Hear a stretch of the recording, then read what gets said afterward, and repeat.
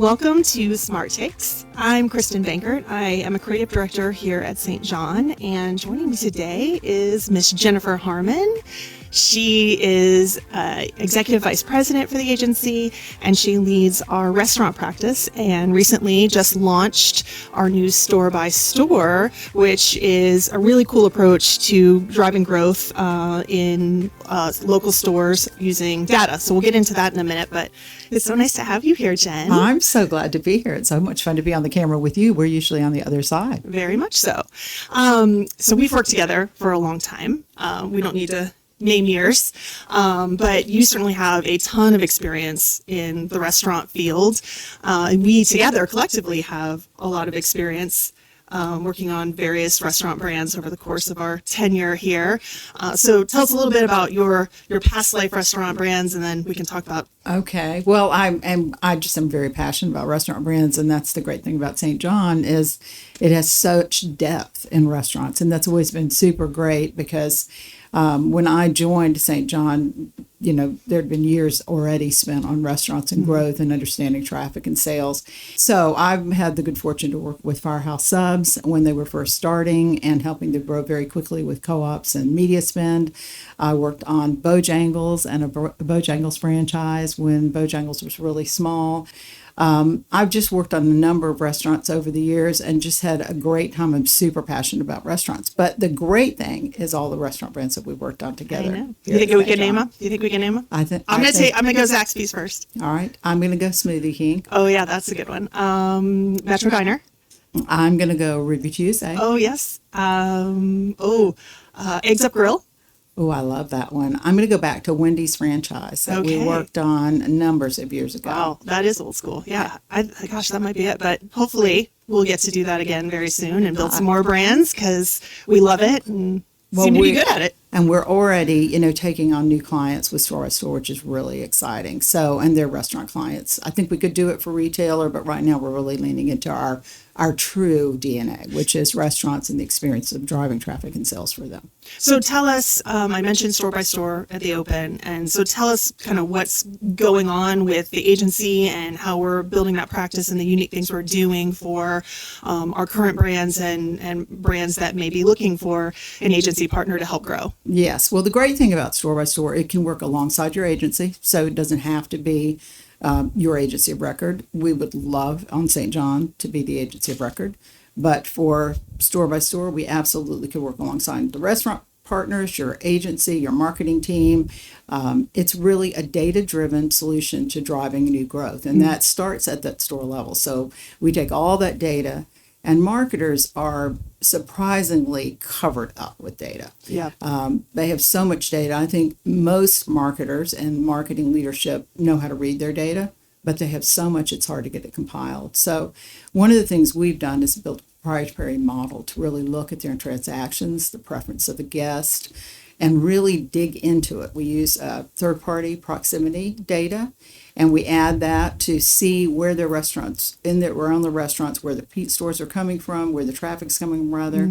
And we're really looking to drive new growth. And so we can get over the challenges and the barriers of any store. We are going to start there, and then we'll look at it regionally. We can look at it, from a market perspective, and then we can look at the system and find like stores and kind of group cohorts and be able to come up with, growth plans that can cover their system, really. And you're doing that on just what we remember from our Zaxby's days and other brands is that same store comp sales. So you're getting into it, and you're getting into the nitty gritty details on a store by store basis so that you can help stores grow independently and then collectively as a brand or a franchise, correct? The thing about same-store comp sales is for years you measured yourself against same-store comp sales as well as traffic.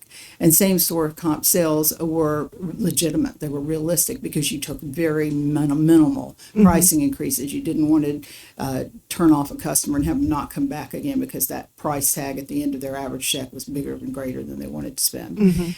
Today, same-store comp sales, ever since COVID ended, have basically been the highest they've ever been in the system. So people are making the same store comp sales, but they're not driving traffic. Okay. They're not increasing loyalty, and they're not increasing frequency. And that's going to be a bigger issue as we move forward during this very difficult time.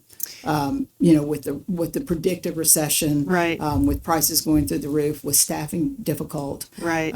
So that's really what we're up against. So it's really same store traffic. Interesting. So that is a great segue into my next question is the kind of the state of the plate, if you will, Right. for restaurants, because I'm out. My family eats out a lot, and I've noticed that when we're out, the restaurants seem to be full. It seems to be pretty busy. I also know we've got inflation right now, so things are more expensive. So what are you seeing right now in terms of where the restaurant industry is and where it may be going, given the kind of economic realities we're facing right now? Well, I think we see right now that sales are continuing to be up, but that is primarily because they've taken multiple pricing increases, and they're legitimate price increases. It's not like they're just trying to make more money. Right. Those restaurants are up against all of the pricing going up for the food products that they buy. Their COGS are going up, meaning they're spending more on their food costs, and they know that, and they have to raise it a bit to be able to, even break even in some cases. They are making a profit, but it's not what people would think when you see that sales might be up anywhere between 5 and 20%. Unless that traffic is up as well, that majority of that growth is on required increase in spending. I think most people, what they're talking about is center of the plate. When we talk about how do you engineer a plate so the value is still there for the guest, but the profitability is there as well. That's a big part of a marketer's job right now. They get with culinary and they work with their analysts and they figure out what their food cost is. And they really have to think hard about what is going to make that guest feel like they got a great value. Right. And still keep the COGS in line. They aim for somewhere, in the low 30s. And in reality, most of them are up above that. So the COGS are an issue right now for them, as you know, because you see it in the stores. It's difficult to get great staffing. It's hard to get people to want to work in the restaurant industry. People are changing constantly. They're moving on. So we've got, that's true not only with the servers. It's true with back of the house. Right. It's true with management. It's a difficult industry right now. And you get so much turnover, and it's always been pretty high turnover, that the stores that are really going to win and win well are the ones that are going to have excellent training for their servers. Sure. I was not to interject, but I was going to say the one thing I've noticed when I'm out, there are a lot of people out dining, but I have noticed a little bit of a slip in the quality of the service, maybe even in the quality of the food, certainly in the speed in which, it's being delivered. So is that a result of, the economy right now, the lack of training, to your point, the lack of staffing?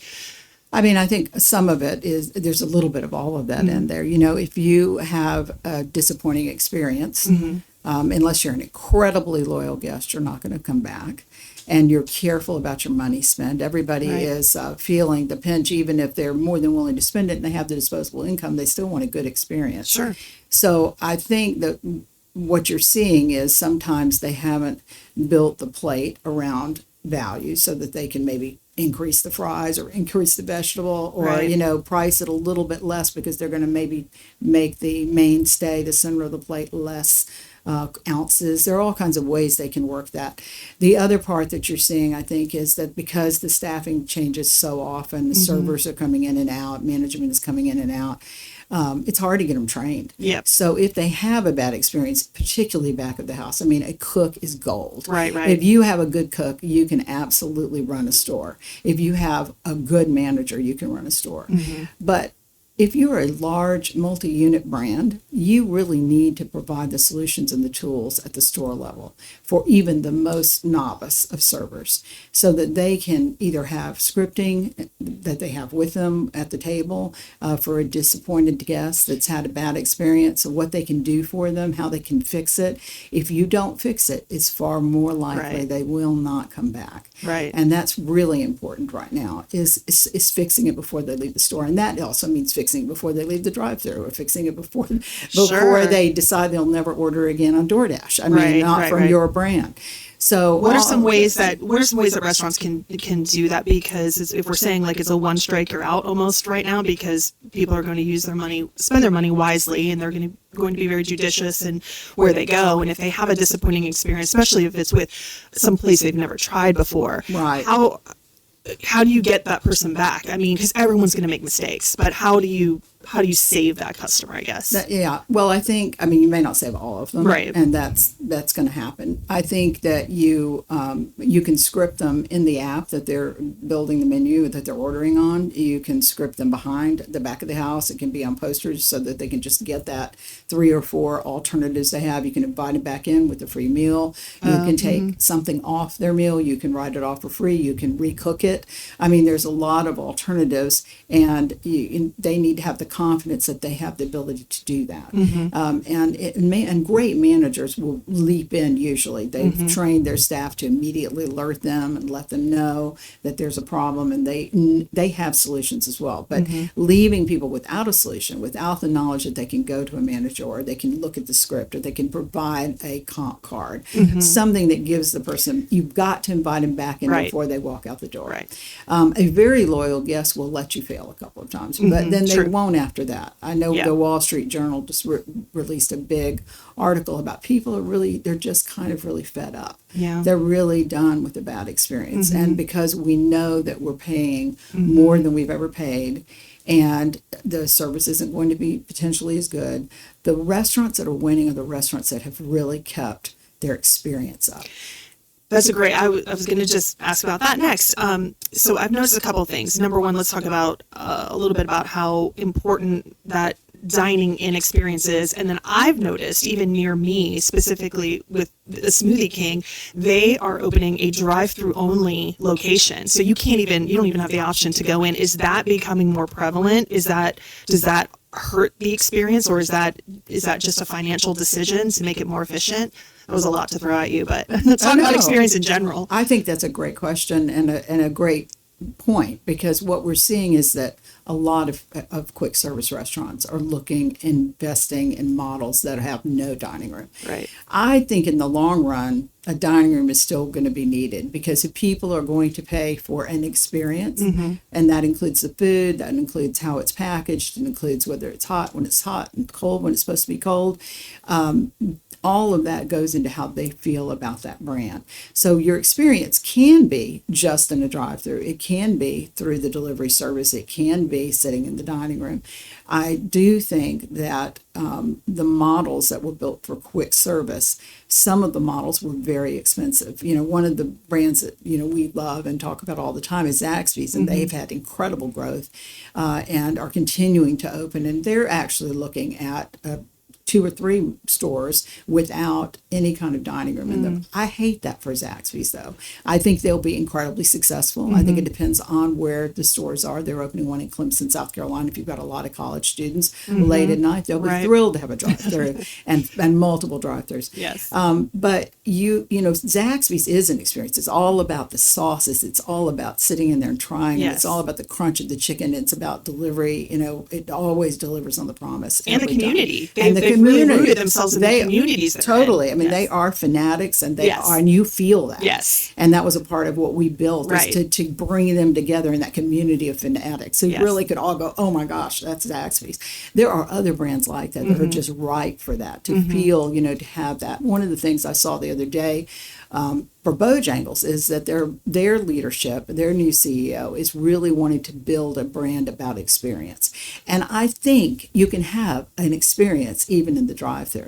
So it's going to be interesting to see what happens. I think that, as we know, over the next 6 months, people in the fine dining are going to drop down into casual. Casual is going to drop down to fast casual. Fast casual is going to drop down to QSR, and pizza. I'll put in pizza in the fast casual. Fast casual and the pizzas are going to be huge winners.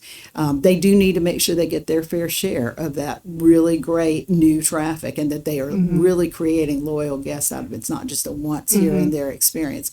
But brands that are casual and fast casual, they do have the ability to really lean into their experience, to lean into more of a crafting kind of experience, that they made it by hand. And, I think at Panera, who does a great job both in the drive-through and delivery. And really, when you sit down, the food is always very fresh. The lettuce looks fabulous. Their people are trained. Yes. I really think, and they do have the right thing in mind. They do lean a lot into sustainability and into being good for the community and to the community. So that again goes to experience, is how you are a neighbor in your town.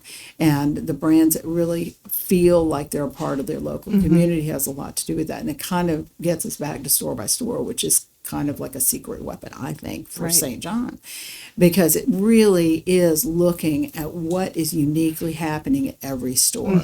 And it builds up to see what's going on in that market and how can we get over the challenges and barriers of the stores that are really not doing well, and plus up the stores that are doing incredibly well to grow them more. One of the things that I think about a lot when I think about store by store is that the local community and how you reach out into the community, building roots is important. But what store by store does is actually takes that data and looks at the proximity of your customers. It looks where they're coming from. It sees that there are other people out there that do use you, not with the loyalty. If you can increase your loyalty of your, infrequent user, that's a win right there. And if they already believe in you and have faith in you, and you deliver on that promise again and again, and you make it right when they don't, that's the way that store by store can make a big difference. And it's like you're giving customized solutions for potentially a huge brand with many locations, but each store is like getting its own customized solution based on how they're producing, what they're good at, what they need to work on, which is super unique. Absolutely. And a lot of times, you'll find in a very large brand that a lot of the issues in the struggling stores are franchisees. Sometimes it's a new store, it doesn't have any awareness. People are not, they're just not clued into what the brand can offer, and they're just not coming by. The others are stores that aren't operating well, and that is somewhat out of the, area of our expertise. We know how things need to run, and we can help identify that by looking at reviews and consumer reports and understanding and helping them see what's going on. But really, our secret weapon in store by store is taking the brand that they've built and the communication that they use and the creative that they bought into, and help them maximize, optimize the opportunity for sales, traffic, and most importantly, for loyalty, to understand the guests coming into those stores and how do you get more of them, and how they are very different from each other. And even a market is very different from each other, but we can group like stores and come up with plans for like stores based on the kind of challenges and barriers that they're up against. So what has the feedback been with the brands that have invited store by store in to look at their data and help them kind of figure it out and navigate? What's the response been? The response has been great. And, I think that when you hear it's going to have data-driven solutions, you think, oh, it's just another data scientist looking at my work, and I've already got a lot of those. Or I've got so much I can't even know what they're telling me is right. But what we do is so clear-cut. We really look at their transactions. We break it down by day part, by capacity, by areas of need, where they might be able to drive it more. We look at their preference. So what is that guest really enjoying in that market? Because often it's different. If you have a lot of stores up north, they may be, loving waffles, and you might have another area down in the south that loves fried chicken that's bone in, and if you're a casual diner, you're struggling a little bit there. So we don't try to go in and change the advertising and the messaging and the branding. What we do is try to help them know where to lean into to drive more guests for that store. And we look at everything to give you what I consider a complete picture of that store, what's going on there and where their opportunities are. And we have a number of stores that have tested a pilot initially before we moved on to a full-term brand experience and relationship. and have already had 5% incremental traffic and sales. And what's big here is traffic. And we can see that, there's proximity data now and attribution data now that we can actually see who's coming in, what they're spending, where they live. And most people have that, which don't use it effectively. Right. And don't have the time to really look at it Sure. at the store level. Or maybe even understand how to understand how to take interpret advantage. it. Yeah. And I would think for a brand that's invested any amount, whether it's a big brand and they have a ton of money to spend on their marketing, or a smaller brand that is watching every dime, that's less overwhelming or intimidating when you come in as store by store and you're not asking them to make wholesale changes. No. It's just, let's just look at what you're doing and let's make it work harder. That's exactly right. We're optimizing what they're already doing. Right. We're not going to change their messaging. We're not going to change their creative. We may say, this store is like hot for your smoked sausage and club sandwich. If you can lean into that at late night, because it looks like you already have a lot of people eating with you at late night, but you don't have full capacity, you have an opportunity there. There's that digital, social, local advertising is so affordable, and every brand is doing it. Store by store is not trying to tackle the brand overlay. It's not trying to tackle their image advertising. It's not trying to tackle even how their messaging looks. It's just trying to take what they're already doing and helping them make sure that they're putting the right message at the right time for the right audience. It's that old-fashioned statement. And I think it really works.